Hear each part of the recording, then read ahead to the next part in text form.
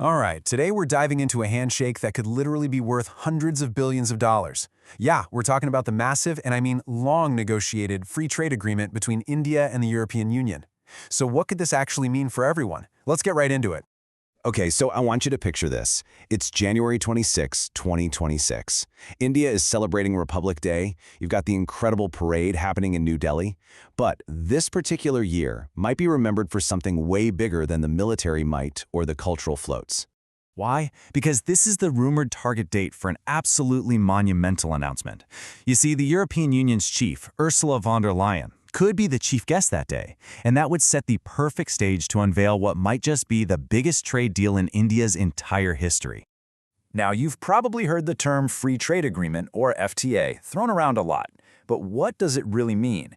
For the actual products we make and the services we sell? Let's do a quick breakdown. So, at its heart, an FTA is just a pact. It's an agreement between countries to make trading with each other way easier and a lot cheaper. And the key is slashing, or sometimes completely getting rid of, these things called tariffs, which are basically just import taxes. The whole goal? To crank up exports and make businesses more profitable. Simple as that. And this is where it gets really interesting. Look at the bottom line here.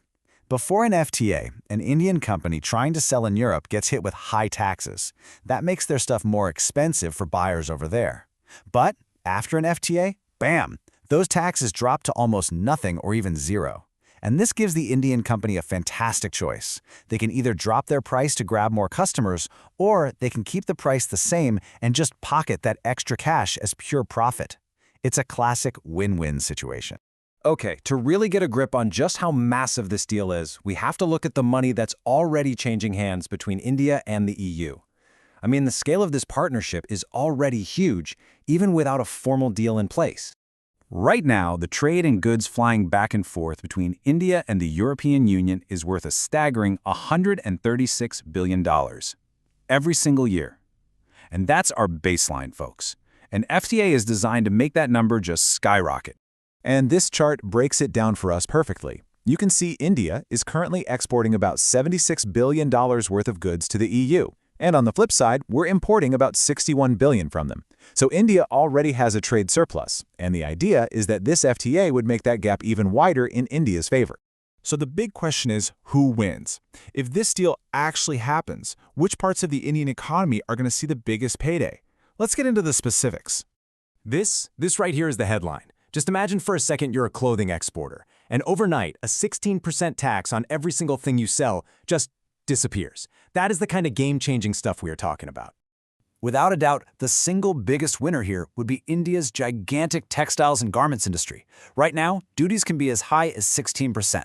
Dropping that to zero, that would be an unbelievable boost for major export hubs like Tirupur, Surat, and Ludhiana, and would almost certainly lead to a huge surge in both jobs and exports. But hey, it's not just about t-shirts and fabrics.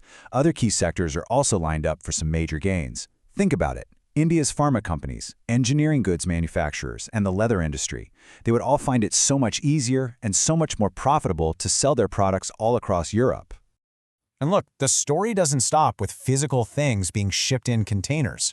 A modern trade deal like this is just as much about services. And this is where another massive opportunity for India really opens up.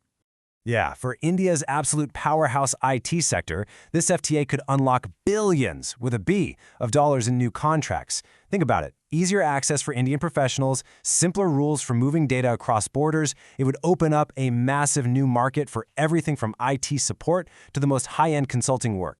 This also helps build an even stronger foundation for growth. I mean, the EU is already one of the biggest investors in India, with over $117 billion in foreign direct investment. A formal FTA, well, it's like a giant neon welcome sign. It reassures European companies that India is a stable, profitable place to build factories, to set up shop, and to create jobs. Okay, so as amazing as all this sounds, let's be real. It's not a done deal yet. These negotiations have been on and off for more than a decade for a reason. There are some really complex challenges that negotiators are still trying to sort out. The main hurdle, the big reality check, is Europe's new carbon tax policy. Its official name is the Carbon Border Adjustment Mechanism, or CBAM. And this policy could make carbon-heavy Indian exports, like steel and aluminum, more expensive to sell in Europe. And that's just one of several tough issues. There are others, like intellectual property rights and rules for agriculture, that they're all trying to hash out right now. But, and this is a big but, if they can get past those final hurdles, the impact could be absolutely profound. It's like a three-step domino effect. First, the FTA directly boosts national exports. That, in turn, pushes companies to expand and create millions of new jobs. And all of that comes together to fuel economic growth for the entire country. So what's the key takeaway here? Is that we're looking at something that is so much more than just another trade agreement. If this thing gets signed, it has the potential to be a true economic game changer, completely reshaping India's relationship with one of the world's biggest markets for decades to come. Which of course leaves us with one final massive question to think about. When you consider its potential to just supercharge exports, investment, and job creation, could this one single piece of paper be one of the most important steps in India's journey to becoming a true global economic superpower? Something to ponder for sure.